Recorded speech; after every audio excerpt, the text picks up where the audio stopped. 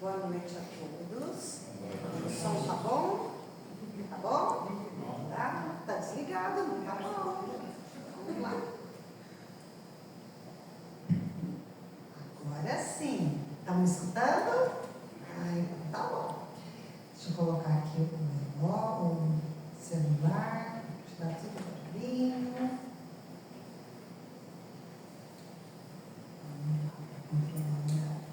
Gente, boa noite.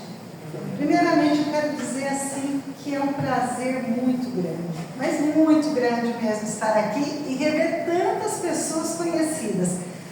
Para as pessoas que não me conhecem, o que acontece? Principalmente os mais novinhos, assim, eu trabalho em Monte Azul, eu sou de Bebedouro, mas eu trabalho em Monte Azul há muitos anos. Nem vou falar quanto, porque senão não é época. Senão o pessoal vai fazer as contas. Eu trabalho em Monte Azul há muitos anos, nunca morei aqui, mas na verdade trabalhei muitos anos, pertinho da Viviane, né? No banco, pertinho da Viviane, ali em outra instituição. E aí depois fui embora, etc. E aí voltei, né? Depois acabei aposentando, voltei. E aqui estou de novo há 13 anos, trabalhando aqui sempre, fazendo esse caminho. Então eu conheço muita gente aqui por conta do banco, que a gente atendia, né? E a gente foi se tornando amigo com o passar do tempo. E é assim, um prazer muito grande e é muito bom a gente chegar numa casa. Eu já tinha vindo a essa casa em outras circunstâncias, em outros momentos, mas assim, esse calor humano, essa coisa gostosa. Então assim, as minhas primeiras palavras são de gratidão. Gratidão a Sandra, que me convidou, tá? Gratidão a Deus pela oportunidade de aqui estar, pela oportunidade do trabalho, né? Eu tenho uma conhecida de Ribeirão Preto, que ela é uma pessoa assim, muito, muito especial. Inclusive pelo jeito dela, pela cultura, pela bondade. E quando ela participa do movimento de unificação espírita, então ela se chama Marlene Gonçalves. E sempre que ela propõe algum trabalho, tudo, ela fala assim no final, acho muito bonito, vamos trabalhar com Jesus, não é? Então a nossa proposta é essa, né? É sempre estar trabalhando com Jesus, que é nosso modelo, que é nosso guia, não é? Que é nosso irmão, né? A casa, né, tem o nome de Jesus. Jesus é o caminho. Sim, é o caminho, não é? Porque ele é o modelo, está lá no livro dos Espíritos, né? Quem que é, Kardec perguntou, quem que é um exemplo, o espírito mais elevado que já passou pela Terra? E o Espírito de verdade responde, vede Jesus, não é? Ele é o nosso modelo, nosso guia. Nas palavras do Evangelho, Jesus é o caminho, a verdade e a vida. E seria muito simples se a gente simplesmente fizesse tudo que Jesus ensinou, mas a gente tem uma dificuldade, né? Nós estamos aí há mais de 2000 anos que Jesus veio e a gente ainda está tentando, está tropeçando, está caindo, mas é isso aí. Eu escolhi aqui uma mensagem de um livro que se chama Nós. Foi um livro psicografado pelo Chico Xavier, ditado pelo Espírito de Emmanuel, e o Emmanuel explica, assim, ali no prefácio, mais ou menos, do livro, o porquê do nome Nós. Ele diz assim, sempre as mensagens, elas eram transmitidas e tudo mais, e sempre tinha-se a impressão de que a mensagem era para o outro. Para que essa mensagem? Né? Sabe quando a gente escuta alguma coisa e a gente fala assim, nossa, fulano precisava estar aqui para escutar aqui. Nossa, ia dar certinho, né? E Emmanuel falou assim, não, na verdade, tudo que nós falamos é para cada um de nós. Então, daí surgiu a ideia de um livro intitulado Nós, porque todas as mensagens, todas as citações, elas são para todas as pessoas. Eu sempre costumo dizer assim, cada um de nós temos o nosso calcanhar de Aquiles. Cada um de nós. Nós temos dificuldades. Se tudo fosse muito fácil, a gente não precisaria estar aqui, né? Com certeza nós estaríamos em mundos mais adiantados. Mas não, nós estamos aqui, passando por algumas dificuldades. Nem sempre as dificuldades que alguma pessoa passa, para outra pessoa seria dificuldade. Então, de repente, eu tiro de letra um problema que outra pessoa está passando. E vice-versa. A outra pessoa tira de letra algo que para mim é muito difícil. Então, quando a gente imaginar, quando a gente pensar assim, mas por quê? O que eu estou fazendo aqui? O que eu preciso fazer? É importante que a gente olhe e sinta o nosso calcanhar de Aquiles. Onde que eu tenho dificuldade? Minha dificuldade é porque eu gosto de falar mal dos outros? Não dou conta de encontrar com alguém que já tem que falar mal e eu acho que isso não é legal. Eu tenho que investir nisso. Minha dificuldade é porque eu tenho inveja, minha dificuldade é porque eu sou muito ambicioso, minha dificuldade é porque eu não gosto de trabalhar, porque eu trabalho demais, porque eu tenho um relacionamento difícil com a minha família, com meu pai, com a minha mãe, com os meus filhos, com meu esposo, com a minha esposa, meu irmão. Cada um de nós tem algo a melhorar. Às vezes a gente tem muita coisa, às vezes a gente nem tem tanta coisa assim. Mas nós não estamos aqui a passeio. E aí, o Emmanuel tem uma mensagem bem pequenininha que eu achei muito interessante para a gente começar a falar. Então ele fala assim, enquanto a gente está aqui na vida terrestre, em muitas ocasiões chega um dia em que nós reconhecemos que não amamos bastante e nós sofremos por isso. Sabe quando a gente chega em uma determinada fase da vida, a gente fala, puxa, eu podia ter feito tanta coisa, né? Às vezes isso vem de uma maneira um pouco tardia com relação aos nossos entes queridos mais velhos, não é? Às vezes a gente... Porque o envelhecimento é algo muito natural, né? Aqueles de nós que não envelheceram, porque a gente vai desencarnar antes, mas o natural é a gente ir envelhecendo.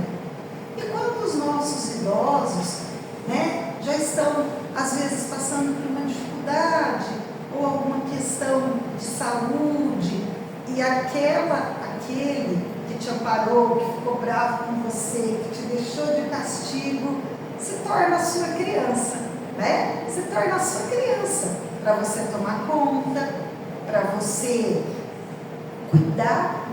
E aí às vezes você fala assim, mas eu perdi tanto tempo, podia tanto ter entendido, eu briguei tanto com a minha mãe, meu Deus, eu briguei tanto, quando ela falava uma coisa, eu falava 10 outras, não é? E às vezes, eu estou falando dos pais, porque é uma coisa natural, o envelhecimento, claro, mas tantas outras oportunidades a gente fala, puxa, podia ter relevado, podia ter amado mais. Tem até aquela música, né, Epitáfio, né, podia ter amado mais, né, podia ter trabalhado menos, ter visto o sol se pôr, etc, etc. Por semelhante razão, é que nós, desencarnados, diz Emmanuel, empenhamos a dizer-te que se te dispões a fazer o bem ao próximo, ainda que estejas na melhor forma de saúde, aproveita o tempo para fazer isso agora, porque hoje é mais tarde do que pensas. Eu falei, puxa, mano, ajudou a gente, né? Você pensa que ele vai falar uma coisa poética? Não, aproveita. Ele falou assim, ó, hoje é mais tarde do que você está pensando, porque nós perdemos muito tempo. Nós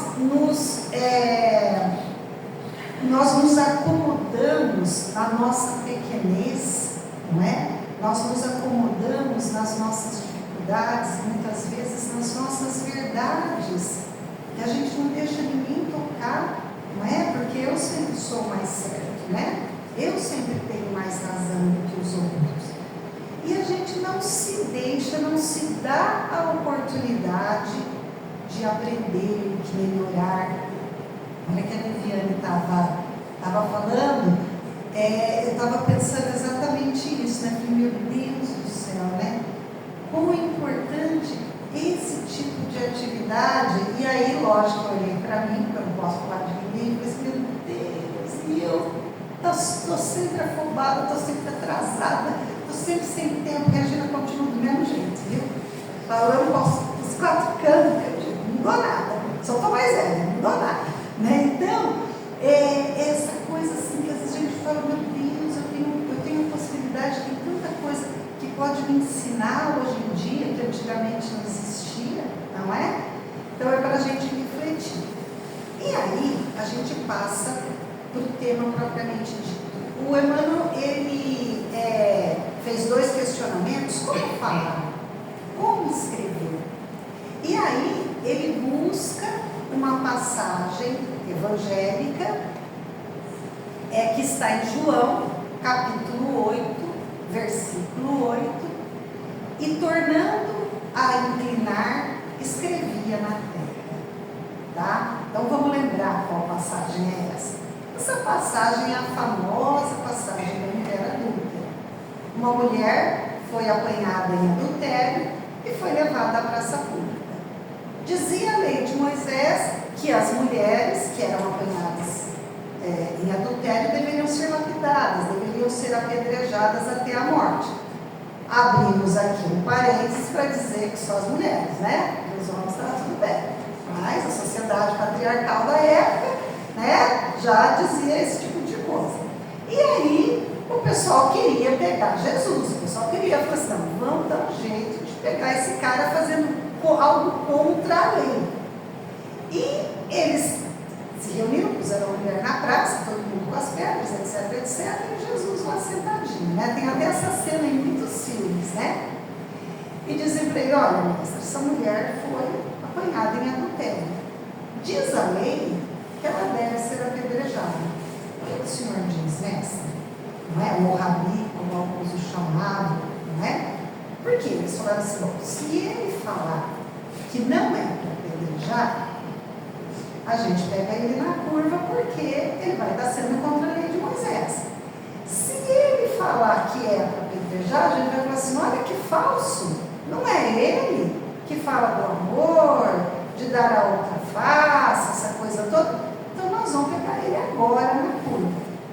Conta o evangelista João que Jesus então abaixou a cabeça e começou a escrever na areia, não é? Em silêncio. E como ele continuava a escrever na areia, os homens lhe perguntaram, diga, mestre, o que você diz? E aí ele disse a célebre frase, que é verso de música, né? Aquele dentre vós que estiver sem pecado, atire a primeira pedra. Conta João o evangelista que todos foram deixando a pedra e foram indo embora. Primeiro os mais velhos e depois os mais novos. Até que não restou ninguém na praça, apenas a mulher e Jesus. E Jesus se dirige a ela e pergunta, onde estão os teus acusadores? E ela responde, eles se foram. E ele diz, eu também não te condeno. Vá e não peques mais. Então, esse é o nosso pano de fundo, não é? Esse escrever na areia que Jesus fez e que em seguida deu uma lição que até hoje a gente tem dificuldade, né? Então, assim, a gente quase não julga ninguém, né? A gente já condena direto, né? A gente nem julga. Esse negócio de julgar foi do passado, a gente já condena direto. Jesus, ele realmente não julgava, ele não condenava. Jesus, a sua época, já nos ensinava o que a doutrina espírita ensina, não é? Não é que nós devemos concordar com o mal, mas o mal que nos faz mal é aquele que nós fazemos. Então, o que o outro faz é de responsabilidade do outro. O que eu faço é minha única responsabilidade. Eu posso dizer que eu fiz isso por causa dele. Eu posso dizer que foi ela que me incitou, mas ela me contou alguma coisa que me deixou nervosa. mas ela nossa, passou com o carro no sinal vermelho e eu fiquei brava. Eu posso jogar a responsabilidade em quem eu quiser. Sabe aquela coisa que a molecada fala? A culpa é minha, bota quem eu quiser? Né? Eu posso jogar a responsabilidade em quem eu quiser. Mas, na verdade, na lei de causa e efeito, não existe terceirização de responsabilidade. Eu posso passar minha vida inteira colocando a culpa na minha mãe, no meu pai, no país, na situação política, na situação econômica, nos meus empregadores, nos meus funcionários, nos meus filhos, etc, etc, etc. No tempo, porque choveu, porque não choveu, porque fez frio, porque não fez frio, porque esse calor insuportável, mas também porque essa chuva não para. A gente pode fazer isso a vida inteira. Podemos.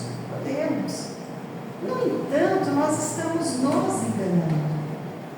Quando a gente estuda o livro dos Espíritos, naqueles itens que fala da influência dos Espíritos na nossa vida, o Espírito de verdade é muito claro. A escolha e a responsabilidade sempre é de quem o faz. Ah, mas aquele Espírito era um obsessor.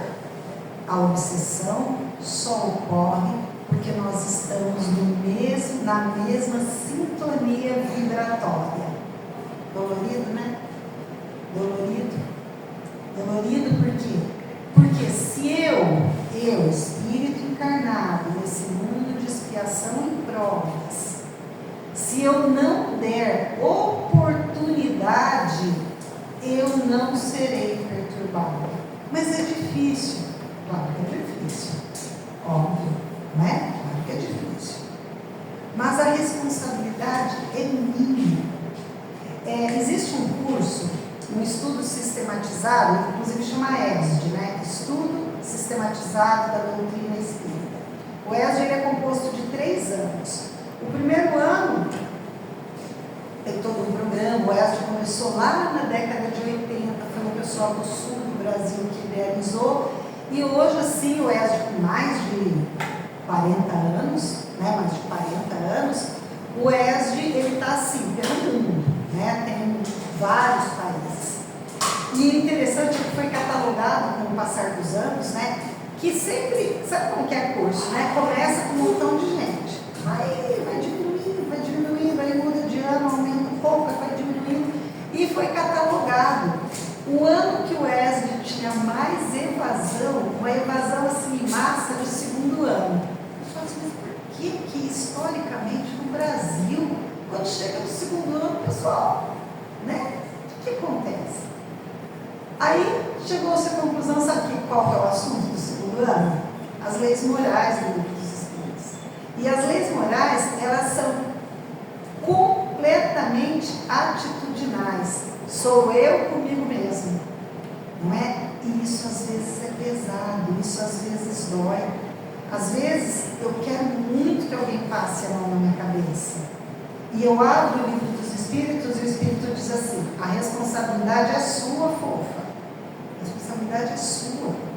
É lógico que nós somos influenciados assim como nós influenciamos. Mas a escolha ela é sempre minha. E eu não posso responsabilizar outros por isso. Por isso, às vezes, a doutrina espírita, ela se torna um pouco dura, porque não adianta, né? Aquela coisa de eu colocar a culpa no outro não dá certo. E Jesus, quando ele disse para a mulher, vá e não peques mais, ele estava dizendo exatamente isso. Você pode escolher entre, usando essa expressão, pecar e não pecar. Você pode escolher. Isso é sua responsabilidade. A mim não me cabe te julgar. Porque quem nos julga, né? O maior julgamento que é feito é por nós mesmos, pela nossa consciência. Não é? A gente também encontra isso no Livro dos Espíritos. Bom, continuando aqui do como falar, como escrever. Nós temos responsabilidade sobre tudo aquilo que nós falamos e tudo aquilo que nós escrevemos. estamos aqui a abril, né, de 2025, quase na metade do ano, já passou um quarto, já está passando um quarto do século 21, olha que loucura, né? A gente estava preocupado no ano 2000, lá se os computadores iam dar pane, se não ia dar pane, aquela coisa toda, já passou 2000, nós estamos em 2025, estamos aqui na metade do ano praticamente.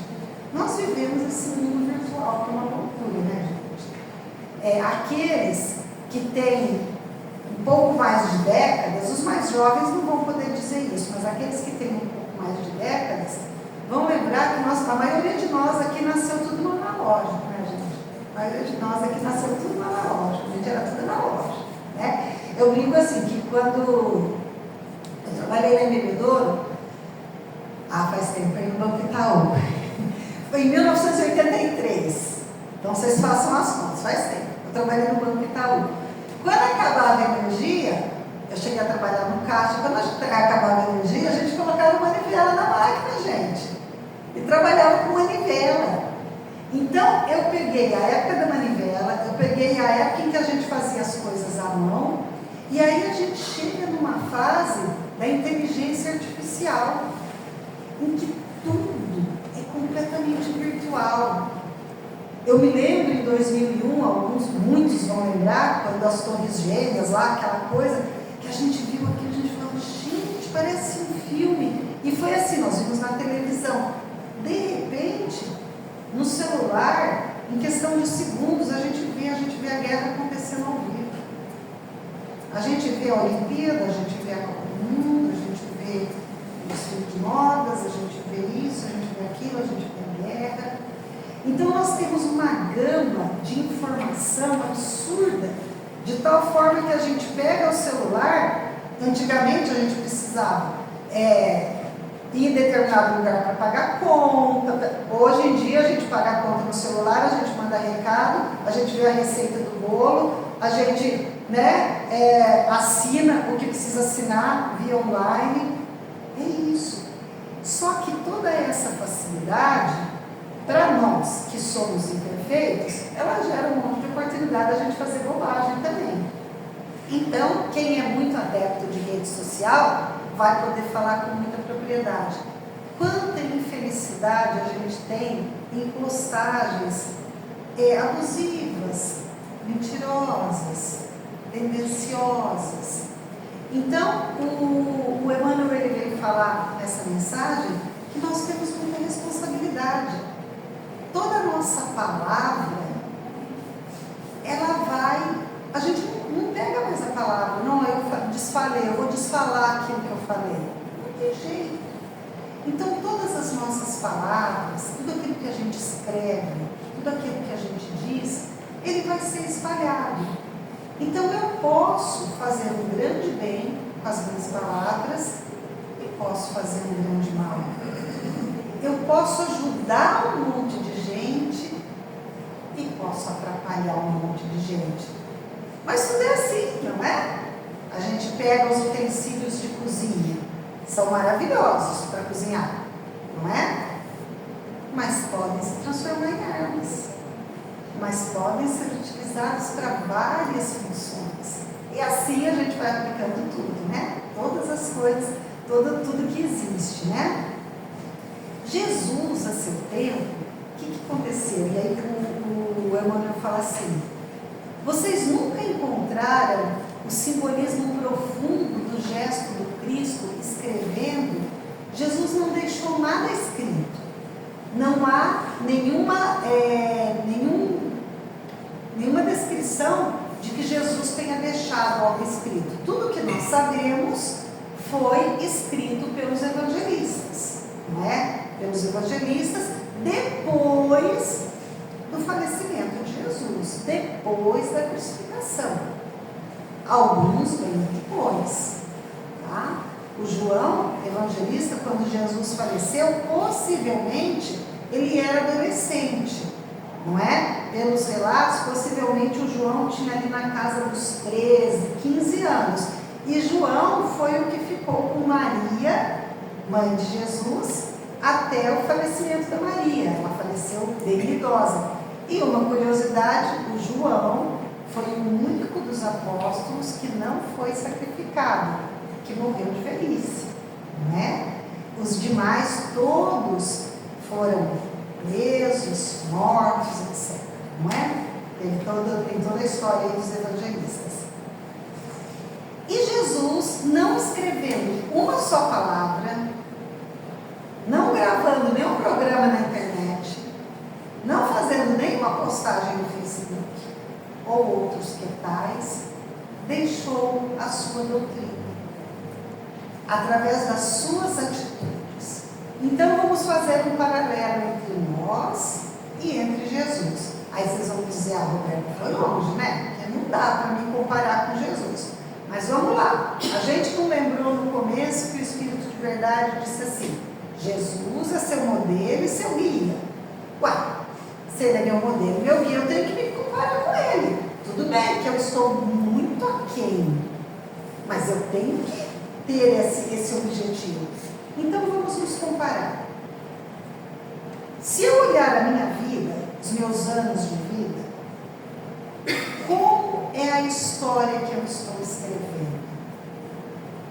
Como é a história que eu estou contando? Quem se lembra aqui do Castelo Rá-Tim-Bum? Senta que lá vem a história, né? O que minha vida está contando sobre mim? Vamos fazer um exercício, cada um consigo mesmo, não é? Se amanhã, dia 16, né? Dia 16 de abril de 2025, se amanhã eu fosse embora e não voltasse mais por algum motivo, ou porque fui morar em outro lugar, ou porque desencanei, ou porque, enfim, né? Qual história eu teria deixado? Qual história eu teria escrito? Como seria o livro da minha vida? Como as pessoas lembrariam de mim? Não é? Lembraria da gente fisicamente, era assim, era assado, era daquele jeito, era mais alto, era mais baixo, né? Mas vamos deixar o aspecto físico de lado. E vamos pensar um minutinho, cada um consigo mesmo, né? Porque as reflexões a gente tem que fazer conosco mesmo, né? Não é refletir assim, vixe, ia ser muito sem, nada disso. É eu comigo mesmo.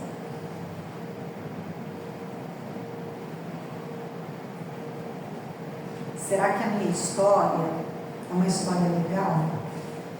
Será que a minha história, será que eu me esforço para que dentro das minhas dificuldades, dentro das minhas imperfeições, porque esse também não é exercício para a gente se deprimir, não. Eu fiz isso, eu fiz aquilo, não é isso.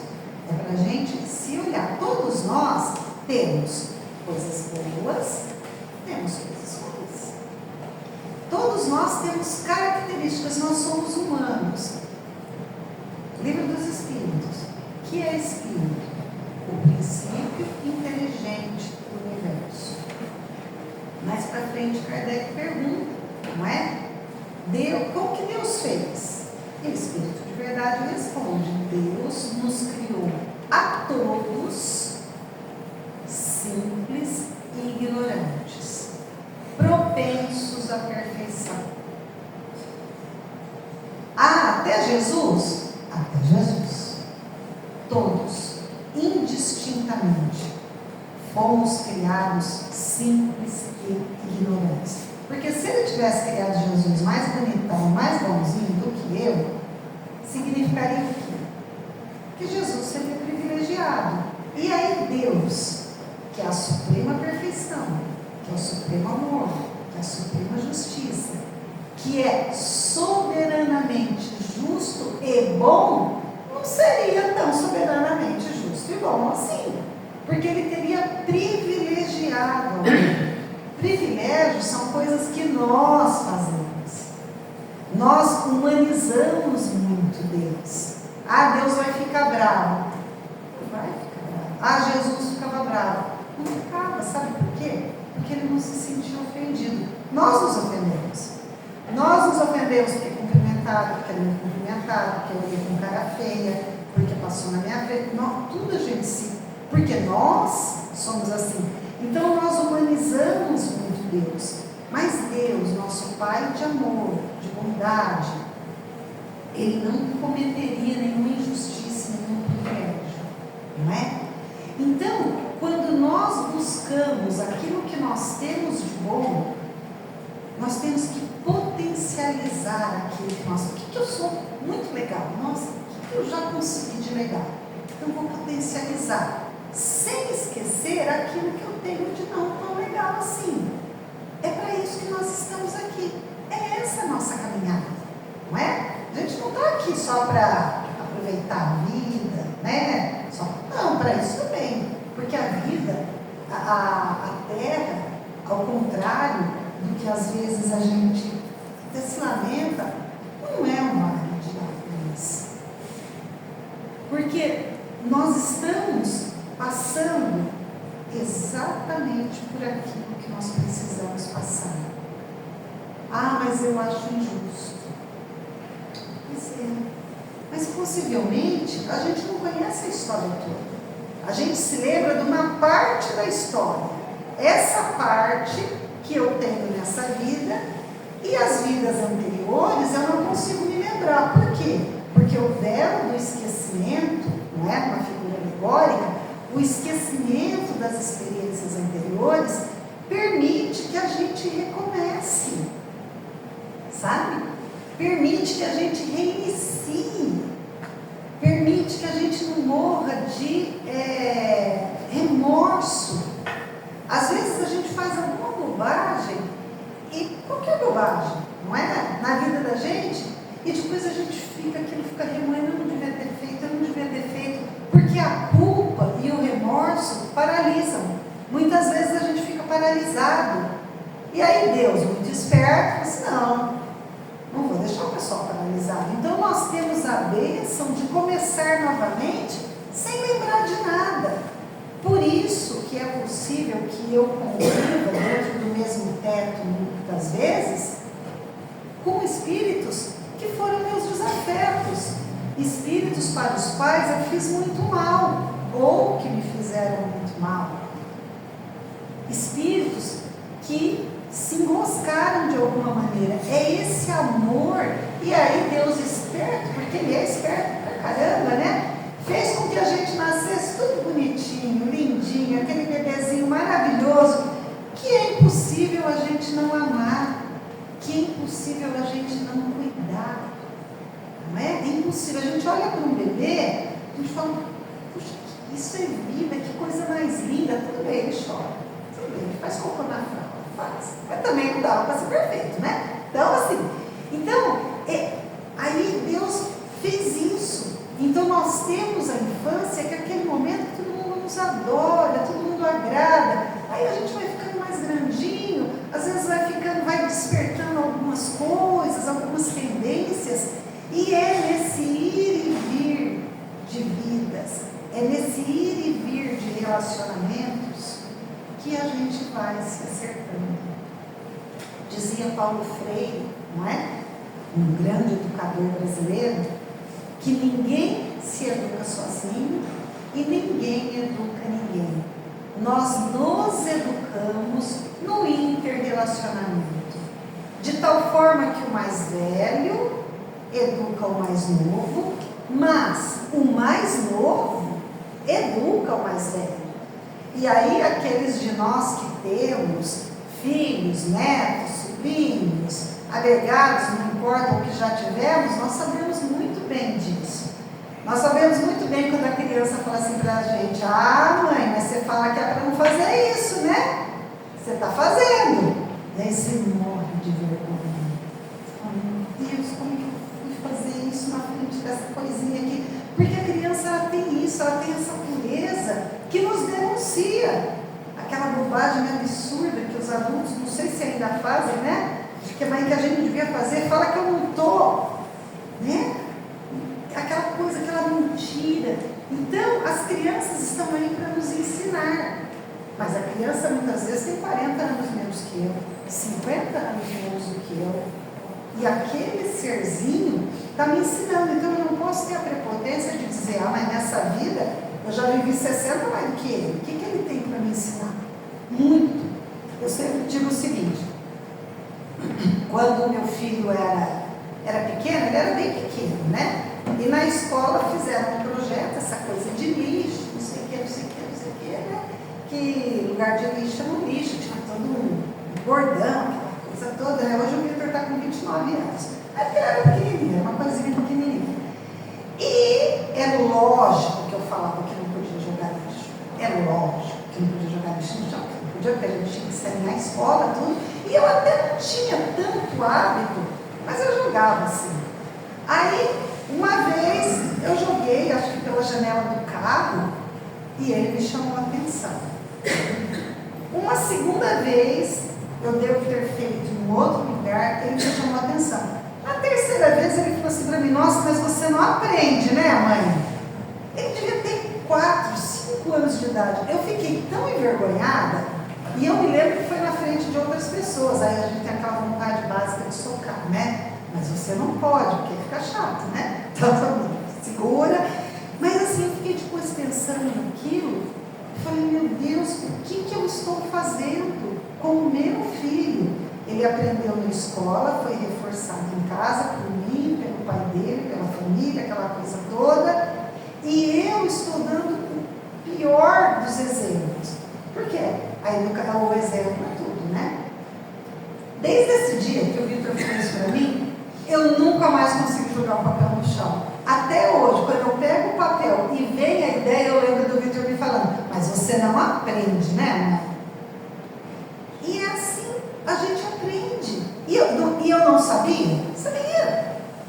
Racionalmente, claro que eu sabia. Óbvio que eu sabia. Óbvio que minha mãe já tinha chamado a atenção, nem sei quantas vezes. Eu sabia disso.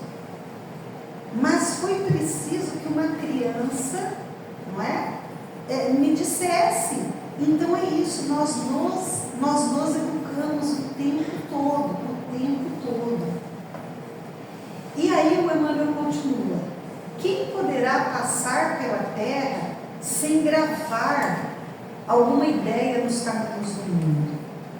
A terra é o grande livro que o Senhor nos deu aos serviços de formação espiritual. Ainda que você não perceba, ainda que eu não perceba, ainda que a gente não perceba, nós estamos escrevendo diariamente.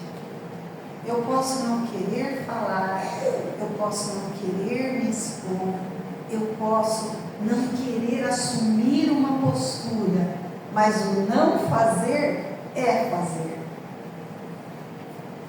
Eu não me posicionar já é um posicionamento. Então é para a gente pensar. Continua Emmanuel. Se for a criatura de entendimento frágil, se ainda não tens o contato com os ensinamentos do Cristo, não te descuides da sua escrita diária. E aí, o Emmanuel colocou assim, se você ainda não tem o contato com os ensinamentos do Cristo, não te descuides da escrita diária. Bom, ele falou para quem não tem contato. E para nós outros que temos contato? Não é? Então, nós temos o exemplo. É importante que a gente se esforce por seguir. Vê o que gravas nas páginas da vida. Tuas mãos e atitudes gravam sempre, a todo minuto, com as tintas luminosas e sombrias do coração. Olha que interessante. Com quais tintas eu estou gravando o livro da minha vida? Quais tintas eu carrego em mim? Qual é a lente que eu enxergo?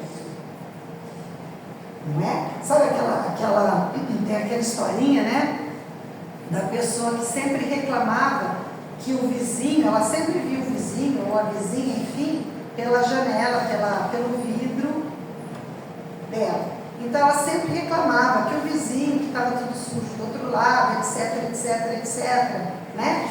E aí, de repente, alguém chegou e falou assim: escuta, você já experimentou limpar seu vidro? Porque, na verdade, o que está sujo é o seu vidro e não a casa do vizinho. Então, é a minha lente. Muitas vezes a lente que eu estou usando, figurativamente, não é? É a lente sempre da maledicência, é a lente sempre do pessimismo, é a lente sempre de ver o pior em tudo. Ah, Roberto, mas você está querendo dizer que a gente deve ser alienado e deve achar que tudo está perfeito? Não. Mas nós temos que tentar ser equilibrados. Nós temos que tentar pedir ao nosso anjo da guarda, pedir a Deus que nos permita a companhia dos bons espíritos que ajudarão que a gente fique equilibrado. Imaginemos assim: normalmente nós buscamos por companhia aquelas pessoas com as quais a gente se sente bem. Normalmente é assim, não é? Então, seja em casa, seja no trabalho, seja no lazer, seja na casa espírita, seja no futebol, para quem gosta de futebol, ou em outra atividade, nós buscamos pessoas que nos fazem bem. Por quê? Porque nós temos sintonia.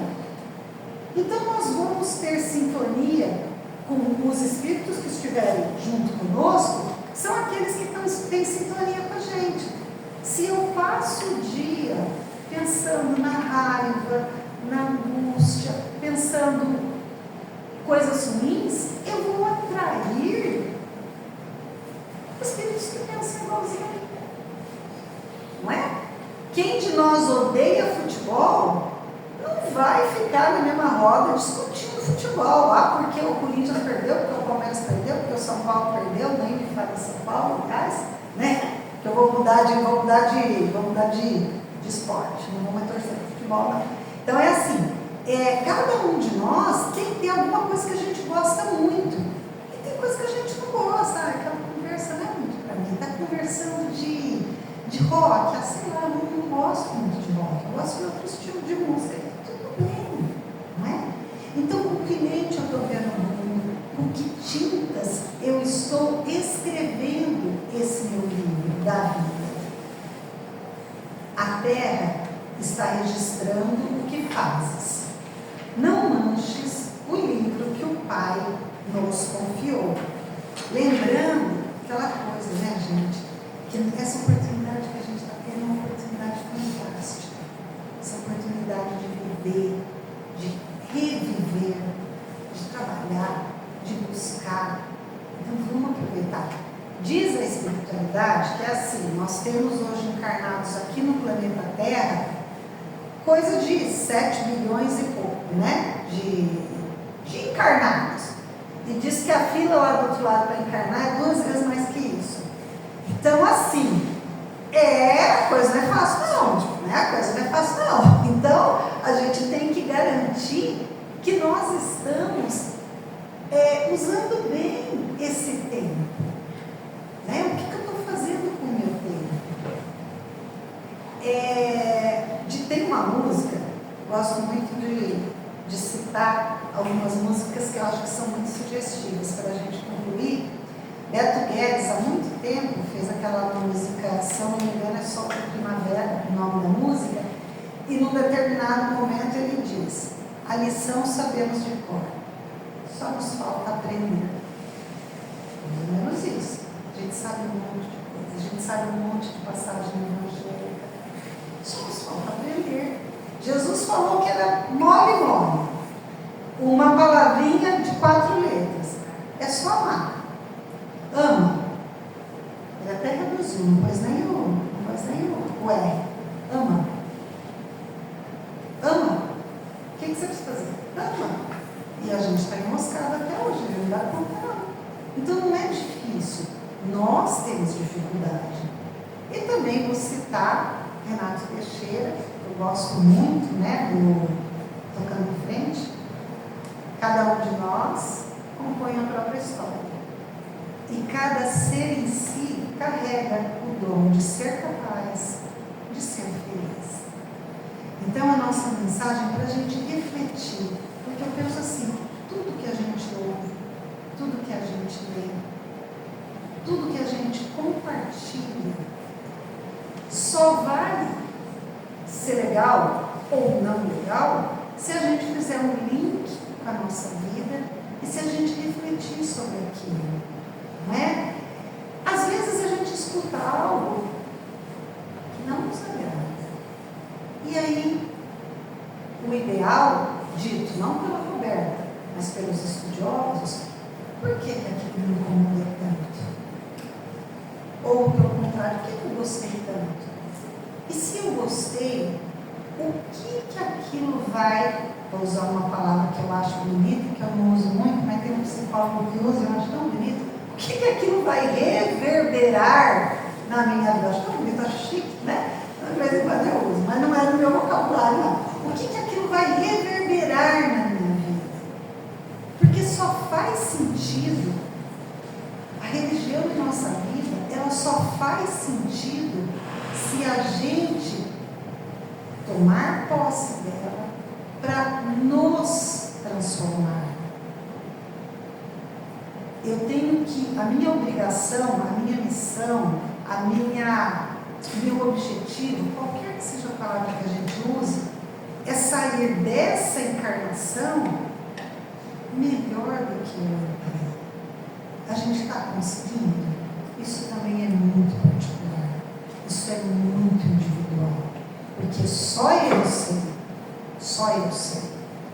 né? Só eu sei os perrengues que eu passo, só eu sei o tanto que eu, às vezes, sou difícil.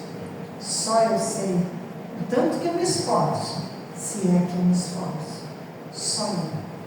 Então é muito individual. A casa espírita está aqui, em todos os lugares. A casa espírita, a igreja católica, as igrejas presbiterianas, enfim, todos que trabalham com Jesus, não é? Mesmo que não sejam cristãos, mas que trabalham dentro com ética, com civilidade, com justiça, com equidade, porque a gente não pode dizer também que somos cristãos, são certos, né? Então, todos que trabalham nesse sentido estão nos proporcionando essa oportunidade de pensar. Que a gente leve essas palavras de Yolanda, essas reflexões lá para casa, para a gente pensar todos os dias. E vou lembrar mais uma coisinha lá do Livro dos Espíritos, uma questão que agora não sou capaz de lembrar o número, mas que o Kardec pergunta lá para o Espírito Verdade. Como é que a gente faz para melhorar, para ter uma vida melhor, etc, né? Para evoluir, enfim. E o Espírito Verdade responde: um sábio da antiguidade já nos disse, conhece-te a ti mesmo. E na sequência dessa resposta vem um comentário do Santo Agostinho que eu considero assim fabuloso. Santo Agostinho, de uma maneira muito didática, diz o seguinte: para eu me conhecer a mim mesmo, diz o Santo Agostinho, quando eu estava encarnado, todos os dias, todas as noites, quando eu me deitava, eu passava o meu dia, eu revisava o meu dia. E eu identificava onde eu tinha falhado com os meus irmãos, onde eu tinha acertado. E foi assim, no dia a dia, no exercício, que eu fui me conhecendo e fui me melhorando. É lógico que o texto do Santo Agostinho é muito melhor do que isso que eu falei, mas essa é a minha leitura, né? Então, a recomendação é: vamos revisitar os nossos dias constantemente. O que eu fiz de bom? O que eu fiz? Puxa, que eu não queria que fizesse para mim. E aí a gente vai, né, se ajudando. Gente, obrigada. Que a gente, da paz de Deus, que essa ambiência gostosa nos acompanhe até as nossas casas e que a gente continue trabalhando, estudando, buscando, não é? E achando as soluções que são tão importantes para a nossa vida. Muito obrigada, gente. Boa noite.